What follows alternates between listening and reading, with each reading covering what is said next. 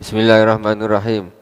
Wa bi sanadil muttasil ila Imam Al-Bukhari rahimahullah taala wa nafa'ana Allah bi ulumi fid dharain amin. Bismillahirrahmanirrahim.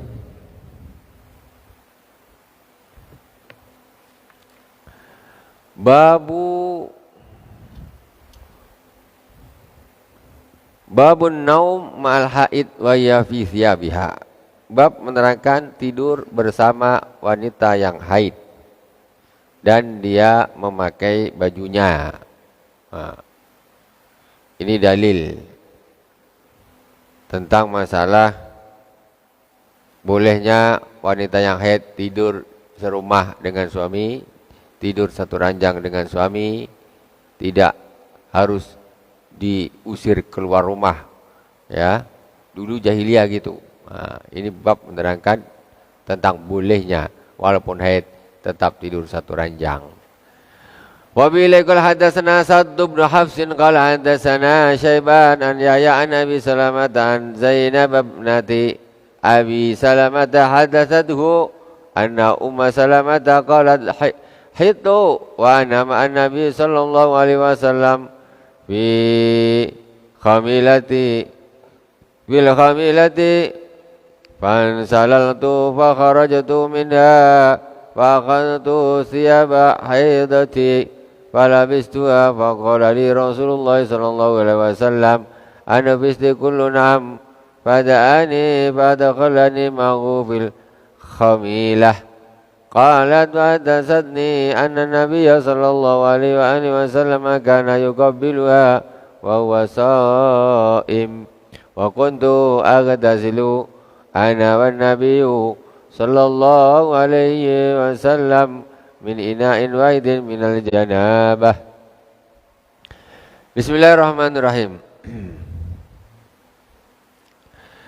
Hadis diriwayatkan oleh Sa'd bin Hafs.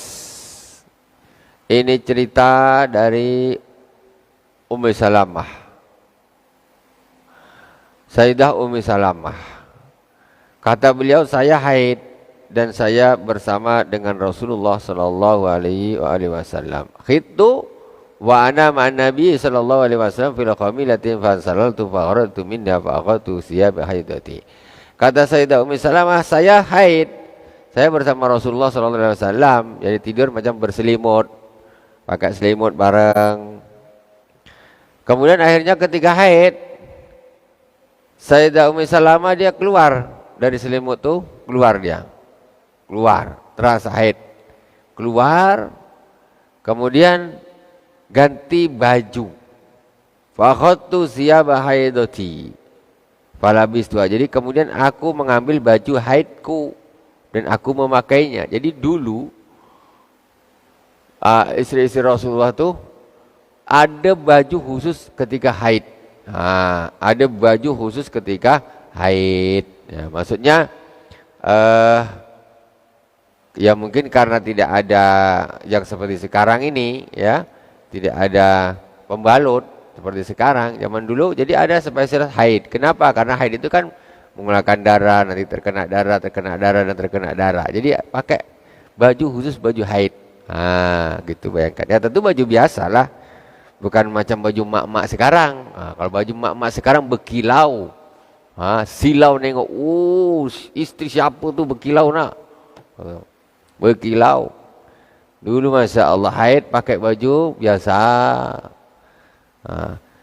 Kemudian Rasulullah tahu, faqala li Rasulullah sallallahu alaihi wasallam, kemudian Rasulullah berkata kepadaku, kata Sayyidah Ummu Salamah, "Anufisti, apakah engkau haid?" Kata Rasulullah tanya, "Kamu haid?" Kata Rasulullah, "Na'am." Kata Sayyidah Ummu Salamah, "Qultu na'am." Ya, kataku.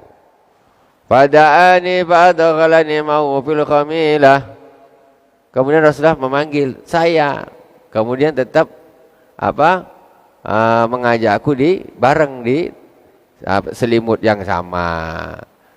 Maksudnya macam ini kan kejadian biasa. Ya tidak biasalah. Kalau zaman jahiliyah tak ada macam gitu. Tak ada. Makanya Islam itu mengangkat derajatnya kaum wanita. Terasanya terasanya waktu itu. Kalau sekarang macam tak terasa. Islam, ketika Islam masuk, istri-istri yang haid tetap boleh tidur bersama suaminya di satu rumah, bahkan di satu ranjang, bahkan di satu selimut boleh.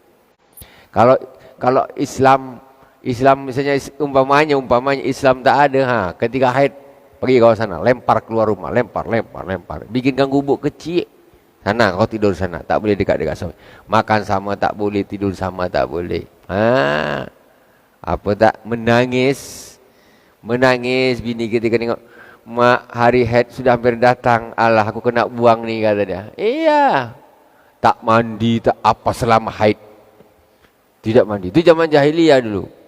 Makanya ketika Islam, alhamdulillah boleh, walaupun haid aku boleh tidur dengan suami sama. Yang penting jangan melakukan hubungan badan. Itu saja. Nikmat. Zaman sekarang mana terasa nikmat, karena tidak membandingkan dengan sebelum zaman jahiliyah. Zaman sekarang ini tak terasa dia. Islam tu mengangkat dulu, tak terasa.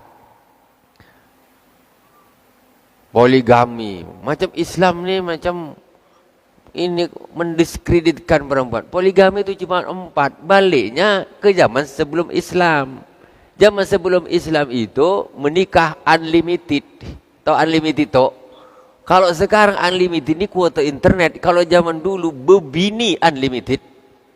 Bayangkan. Macam mana bagi Jal? Berbini unlimited. Bayangkan. Islam masuk, tak boleh lebih dari 4. Apa tak namanya mengangkat derajatnya kaum wanita?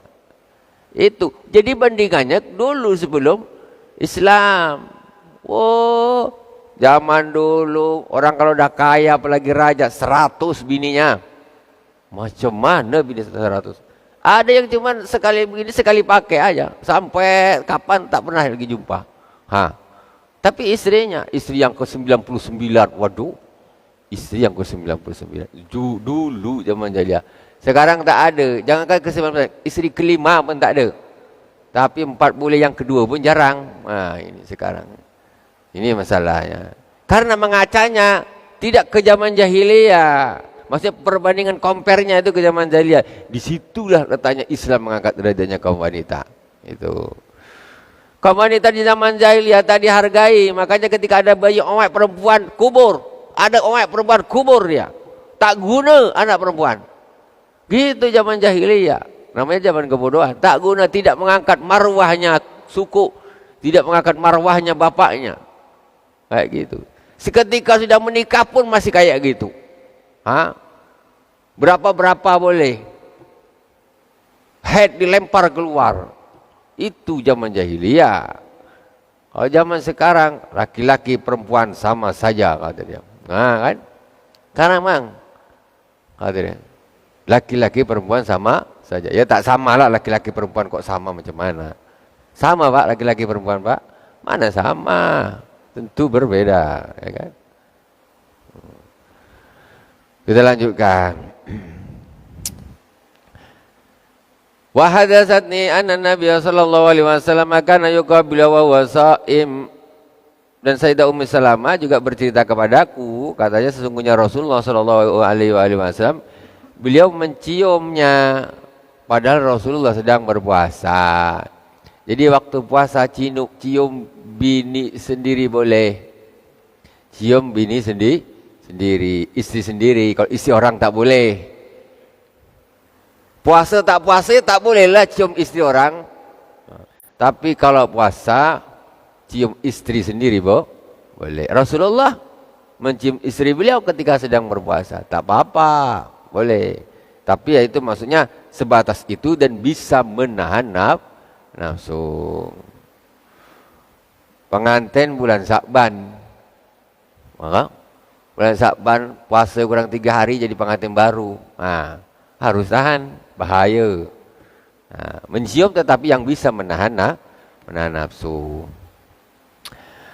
Wa kuntu aghtasilu ana wan nabiyyu min ina'in wahidin minal janabah. Dan saya mandi bareng dengan Nabi sallallahu alaihi wasallam di wadah satu ketika mandi janabah. Boleh mandi satu wadah, ini maksudnya ini wadahnya satu, airnya barengan gitu.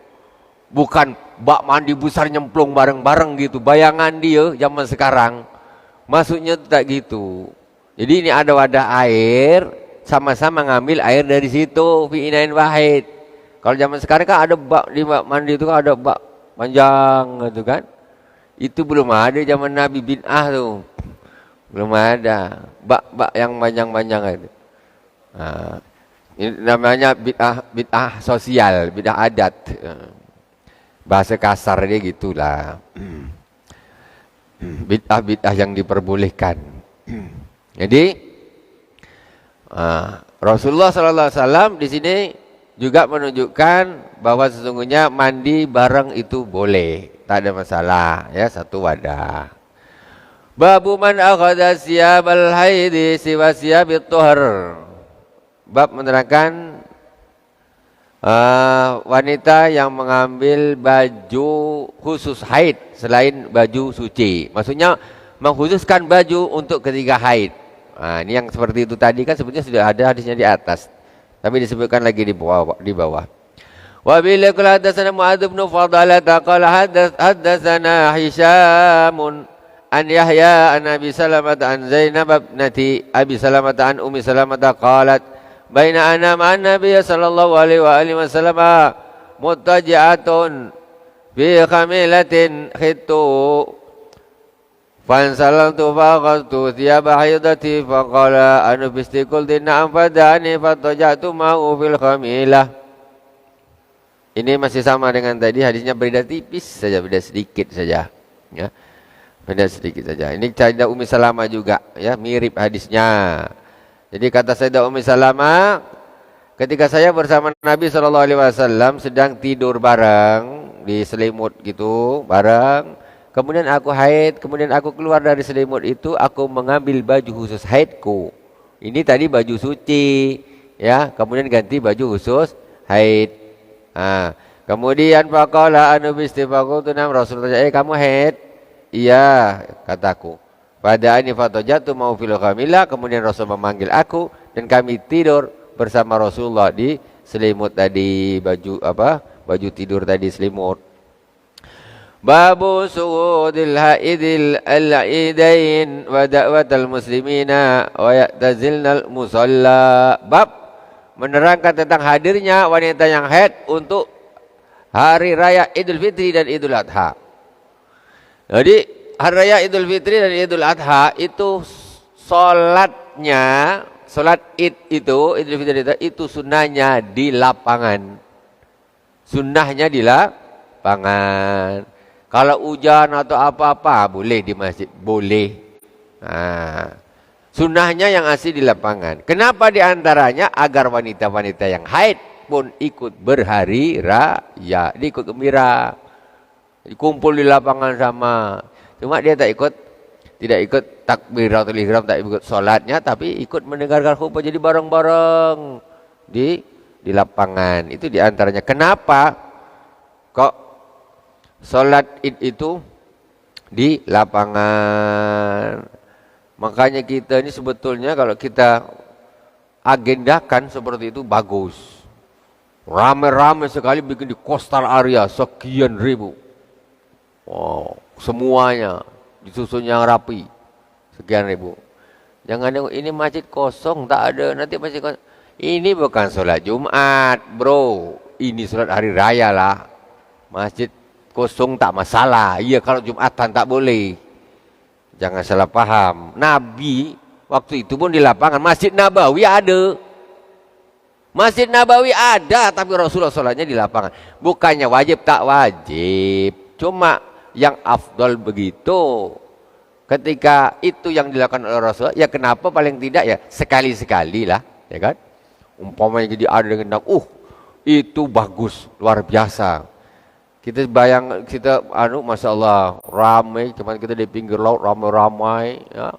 Sekian ribu orang jadi satu, dikondisikan jamaah masjid ini dan masjid ini yang difokuskan ke sana, contoh untuk supaya ramai.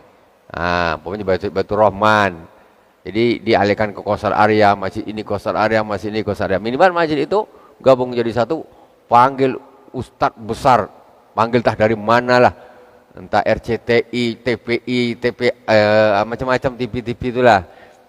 Panggil lah biar ramai. Bagus, macam gitu. Sekali-sekali ngundang ustadz besar siapa untuk khutbah Idul Fitri. Oh, itu baru ramai. Luar biasa. Sunnah. Yang haid-haid boleh datang, tidak ada masalah. Ini babnya di kitab Sahih Al-Bukhari. Kemudian wadal muslimin wa ya'tazilna al-musalli. Kemudian dakwahnya kaum muslimin, doanya kaum muslimin, dan wanita itu menjauhi musola atau tempat sholat atau masjid. Nah, masih tidak ke masjid atau tidak ke musola.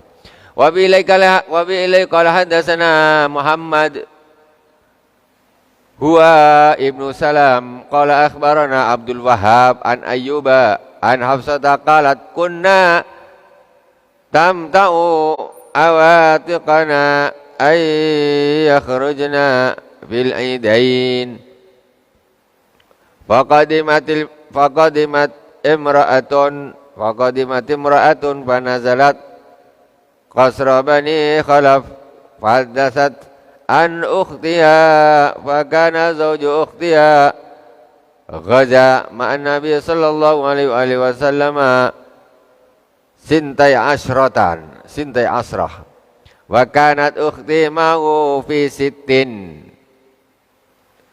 qalat kunna nudawil kalma wa taqumu 'alal marda fasalat ukhti an-nabiy sallallahu alaihi wasallam ala idana ba'sun idza lam yakun la jilbabun alla takhruja qala litulbisha sahibatuha min jilbu. Panjang betul hadis ini, tak cukup kita punya waktu ini.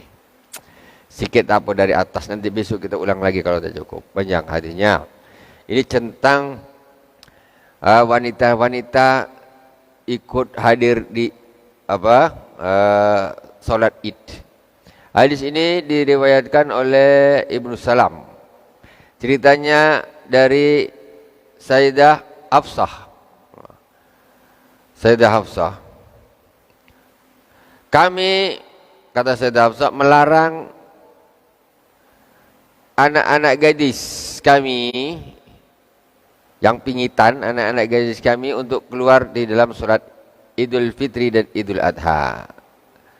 Kemudian datanglah faqadibat imratun fanazalat qasra bani khalaf. Datanglah seorang wanita singgah di Qasar Bani Khalaf. Fahadatsat an ukhtiha, dia bercerita tentang saudara perempuannya. Sudah masuk 3 kurang 3 menit. Kemudian dia bercerita tentang saudara perempuannya. Wa kana zauju ukhtiha ghaza ma'an Nabi sallallahu alaihi wasallam sintai asyratan. Saudaranya perempuannya tadi itu, suami saudara perempuannya itu tadi pernah ikut berperang bersama Rasulullah sallallahu alaihi wasallam 12 peperangan. Wa kanat ukhti ma'ahu fi sittin. Wa kanat ukhti ma'ahu. Dan saudara perempuanku bersamanya fi sittin. Fi sittin berumur ketika itu masih kecil, berumur 6 tahun. Qalat kunna nudawi al-kalma wa taqumu 'alal marda. Kata beliau, kami waktu itu sedang mengobati kalma, namanya kalma. Wa taqumu 'alal marda, kemudian merawat orang-orang sakit. Fasa'alat ukhti an-nabiy sallallahu alaihi wasallam ala idana basun idza lam yakun laha jilbabun alla takhruja. Apakah salah seorang di antara kami itu tidak mengapa ketika dia tidak mempunyai jilbab. Jilbab itu sebenarnya baju yang menutupi seluruh badan, itu namanya jilbab. Maksudnya cuma bahasa kita jilbab jadi apa ini kerudung, khimar. Jilbab itu sebetulnya baju yang komplit dari atas sampai bawah nutup semua panjang, itu namanya jilbab, nutup semua. Itu jilbab. Tapi bahasa kita jilbab itu khimar. Khimar itu yang jilbab hanya untuk kepala aja segini, itu namanya khimar sebetulnya. Nah, tapi dah jadi bahasa kita kalau jilbab itu ya yang dipakai orang-orang perempuan itu sebetulnya khimar namanya. Wallahu subhanahu wa ta'ala alam. Insyaallah kita sambung lagi nanti di pertemuan yang akan datang. Semoga berkah dari awal sampai akhir. Semoga Allah subhanahu wa ta'ala selalu melimpahkan nikmat rahmatnya kepada kita semuanya. Subhanakallahumma bihamdik asyhadu an la ilaha illa anta astaghfiruka wa atubu ilaik. Wa sallallahu ala sayyidina Muhammadin wa ala alihi washabihi wa baraka wa sallam. Walhamdulillahirabbil alamin. Wassalamualaikum warahmatullahi wabarakatuh.